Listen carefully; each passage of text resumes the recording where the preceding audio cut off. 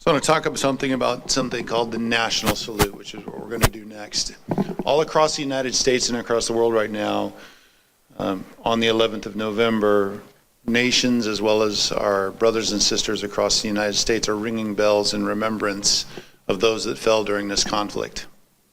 The Bells for Peace is one of the initiatives of the World War I Centennial Commission, and it's going to continue after the commission ends here today, as they prepare for their next mission, which is the 75th anniversary of World War II.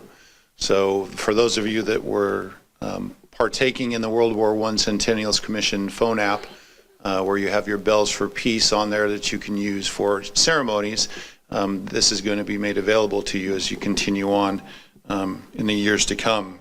The National Salute was first conducted in 1921 during the internment of the World War I unknown soldier in Arlington National Cemetery. The National Salute started, if you think back in the days of past, about the only way that you could get news of any type was newspaper. There were no cell phones, there was no internet, there was no Google or anything like that. So the only way to partake in a ceremony that was being conducted on the other side of the United States was to see it in newspapers. Well, the telephone company at the time decided to try in something new, and they recorded a live phone call from Arlington National Cemetery during this time frame. And they broadcast it to San Francisco, they broadcast it to Chicago as well as to New York City, so the rest of America could listen in on the ceremonies that were being conducted in 1921. Part of those ceremonies included the National Salute, where America paused to remember those that had fallen during that conflict, and then they also paused to remember those that would fall in the future for the defense of our nation.